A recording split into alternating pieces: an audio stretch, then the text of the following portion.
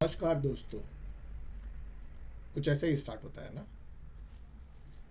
आज हम बिहार इलेक्शन को लेकर फैल रही एक आधी अधूरी कहानियों का पूरा ट्रुथ देखेंगे।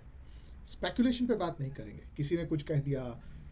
फैक्ट्स क्या बोलते हैं? फैक्ट्स वो है जो पब्लिक डेटा, पब्लिक डोमेन में इंफॉर्मेशन डेटा है, और कोई ऐसा ऑडिट रिपोर्ट नहीं है, कोर्ट ऑर्डर्स नहीं है। और ये मैं वीडियो क्यों कर रहा हूँ? क्योंकि बार बार बिहार गरीब, और कुछ इशारा किया गया कि 10,000 रुपये दिखा दिया गया, मतलब गाजर दिखाया गया और लोग चले गए। बिहार गरीब है पर अनपढ़ नहीं है। और ये भी सवाल पूछा जाना चाहिए कि बिहार आज गरीब क्यों है और किसके वजह से।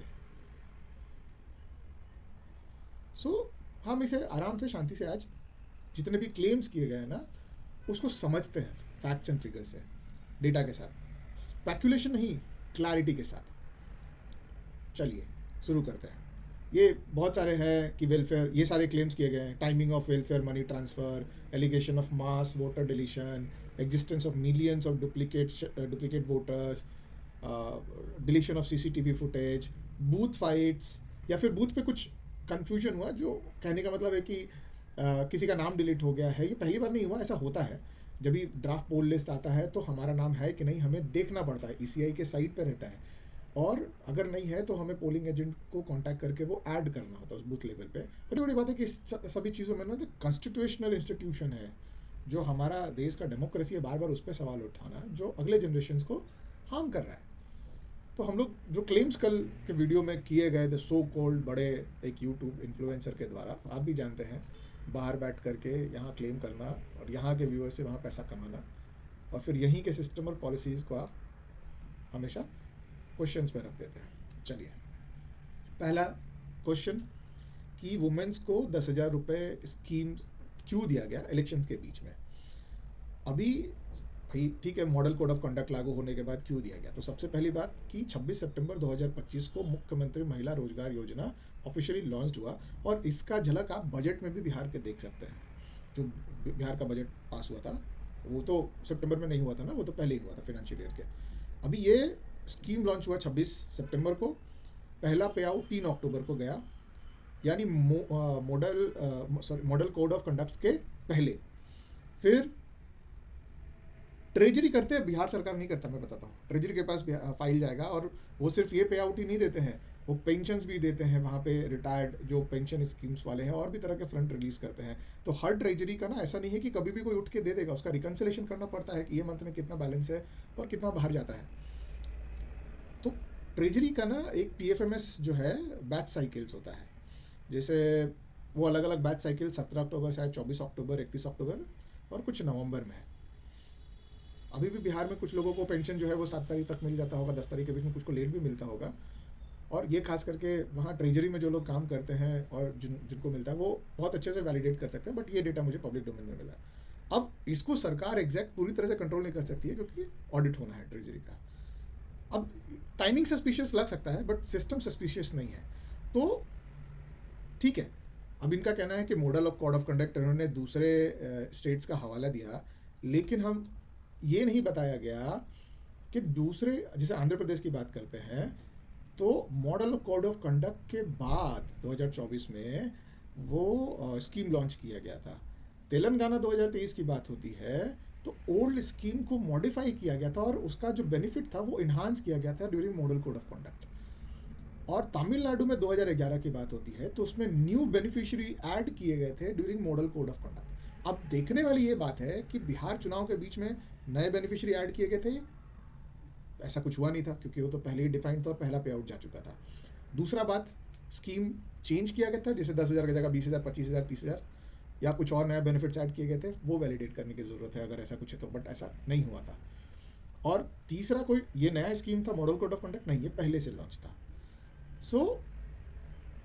ये भी, तो जब ये पहले से डिसाइडेड है और उसका पहला पे आउट जा चुका है तो उसमें इलेक्शन कमीशन क्या करेगा? वो बाउंड है। मॉडल कोड ऑफ कंडक्ट के बाद हम नया कुछ नहीं कर सकते।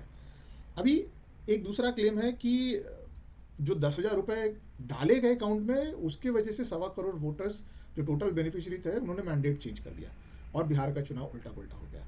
अभी टोटल, और मैंने एक लॉजिकल टेस्ट किया कि जो मैंडेट क्या बोलूँ उसको, अभी मैं एग्जिट पोल्स जो आए थे उसमें लगभग जितना परसेंटेज ऑफ वोट बीजेपी को मिला और उसमें से वुमेन्स को जितना मिला शायद 45-47% के आसपास है, तो टोटल बिहार में 5.5 करोड़ के आसपास वोटर्स हैं, एलिजिबल वोटर्स हैं। उसमें से अगर मैं वुमेन के हिसाब किताब करूँ तो 2 करोड़ वोटर्स एनडीए को जाएंगे। अब बेनिफिशियरी 1.25 करोड़ है, 2 करोड़ वोट जाना चाहिए, अभी भी 77 लाख वोट ज़्यादा है। और इसके अलावा अगर आप और भी स्टेट्स दिखेगा तो सीट बीजेपी को ज़्यादा आया, वोट शेयर तो आरजेडी को है। मेरे ख्याल से वोट शेयर जो बीजेपी के लिए है वो 20% के आसपास है, लेकिन आरजेडी को 22% है। अब ये कोई क्यों नहीं बोलता कि जब सीटों का बंटवारा हुआ वो प्रॉपर नहीं हुआ, वो डिस्ट्रीब्यूशंस जब पार्टी अलायंस में आती है उनके बीच में बंटवारा नहीं हुआ, वोट शेयर उनका बट गया, जिसके वजह से किसी तीसरे को फ़ायदा हो गया। हमने बार बार डुप्लीकेट की बात करते हैं, तो ड्राफ्ट पोल लिस्ट में जो कार्यकर्ता थे किसी पार्टी के, जो पोलिंग एजेंट्स बनाए जाते हैं, वो पार्टी अपॉइंट करती है इलेक्शन से पहले, 45-60 दिन पहले ये लिस्ट आ जाती है। तो उनको मालूम है कि मेरे कंस्टिट्यूएंसी में कौन से परिवार है, किसको वोट जाता है, वो लिस्ट ले जाकर के क्यों नहीं पूछा कि आपका नाम है कि नहीं है, डुप्लीकेट है।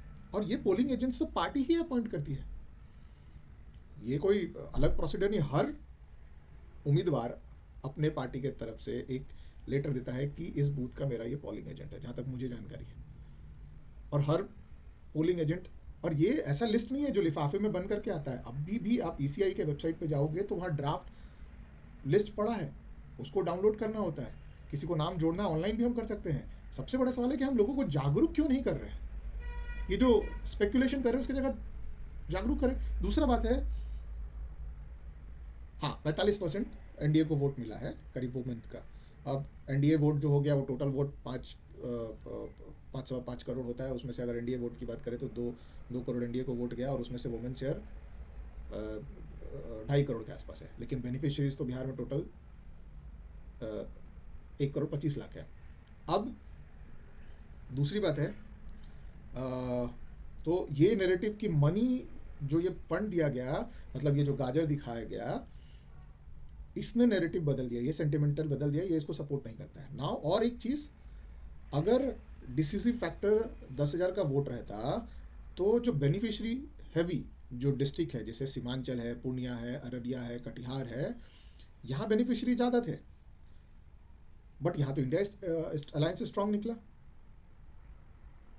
सीमांचल में तो उनका परफॉर्मेंस लो था और अलायंस, इंडिया अलायंस का हाई था। सो ये जो हाई बेनिफिशियरी डिस्ट्रिक्ट थे वो एनडीए का स्ट्रॉन्ग होल्ड थे, लेकिन यहाँ तो उल्टा हो गया। मतलब मनी यूनिवर्सल सिंह नहीं बनता यहाँ पे, लोकल पॉलिटिक्स बनाता है।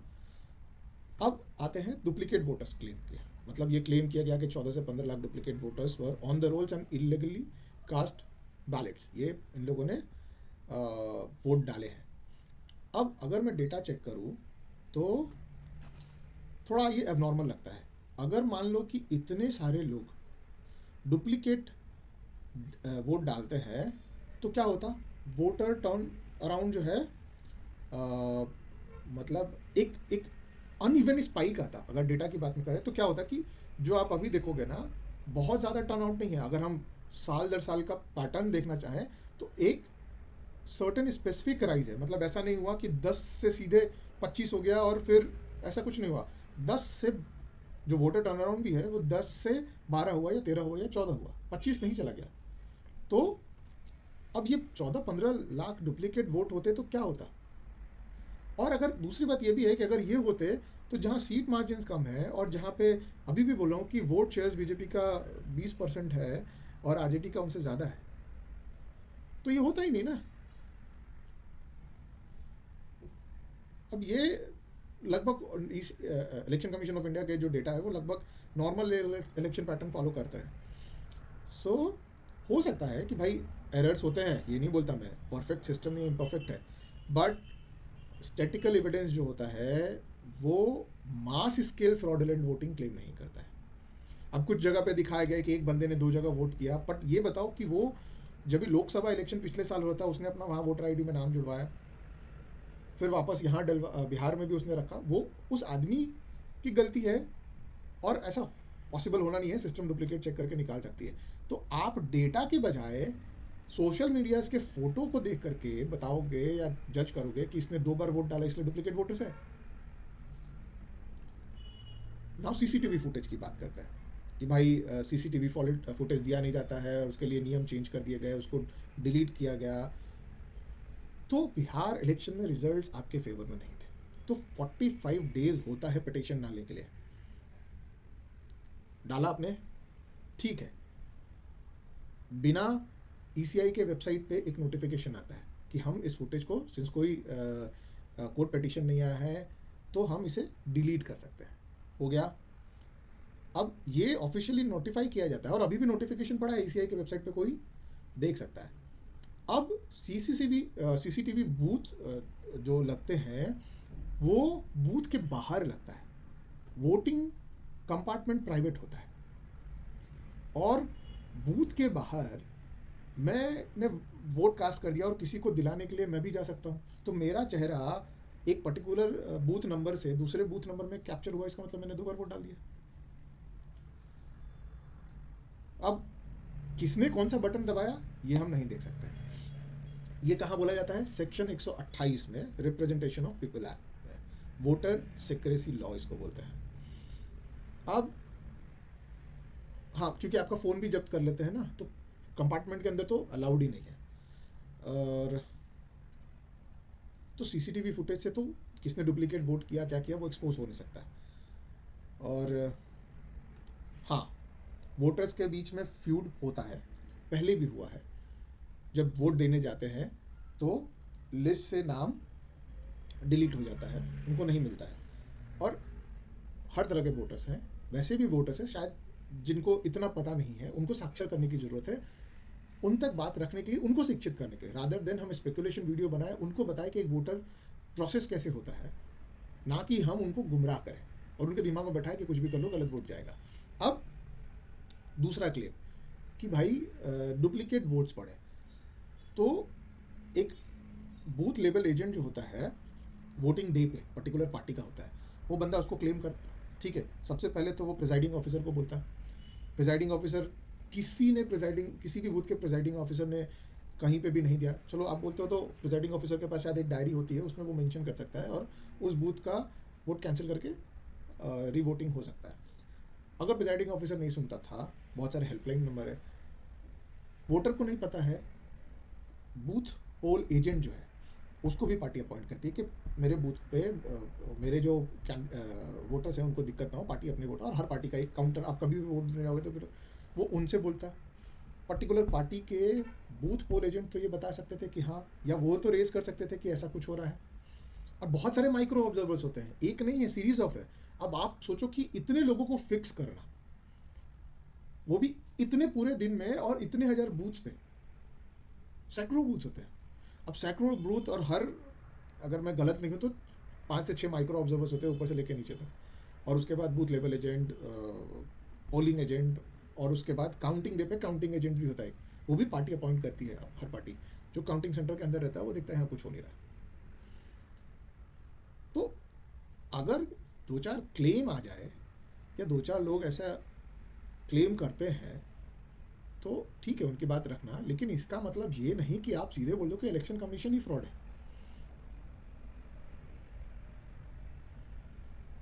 रेलवे स्टेशन पे अगर 2 लोगों के बीच में धक्का मुक्की हो रहा है तो इसका मतलब कि रेलवे ही करप्ट है? ऐसा कुछ भी तो नहीं है। आप ईसीआई के वेबसाइट पे जाइए, आप पढ़े लिखे हैं, आप पोर्टल पे इंफॉर्मेशन है, आप पोर्टल पे क्लेम रेज कीजिए।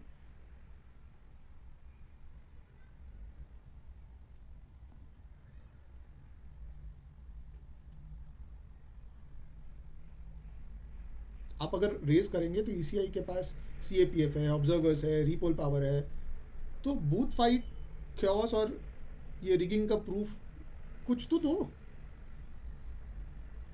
अब आते हैं आपके उस बात पे, आजकल फैशन हो गया है, कोई बिहारियों को थप्पड़ मार दे रहा है, कोई बिहारियों को गरीब बोल देता है, और सबसे ताजुब की बात है कि हम बिहार वाले ये चुपचाप सुन भी रहे हैं। इकोनॉमिकली हम बहुत कंट्रीब्यूट कर रहे हैं, बट रियल फैक्ट कोई नहीं। चुनाव में बिहार में लोग पूरा बिहार घूम करके गरीबी दिखाते रहे, उन लोगों को दिखाते रहे जिनके पास कम है। लेकिन एक बात सबको याद रखनी चाहिए कि बिहार गरीब है, अनपढ़ नहीं है और गरीब है तो क्यों है? अगर बिहार अनपढ़ होता ना, तो आप एक बार आपके डेटाबेस को चेक कीजिए कि कितने करोड़ या कितने लाख बिहारी आपको फॉलो करते हैं। दिल दुखता है।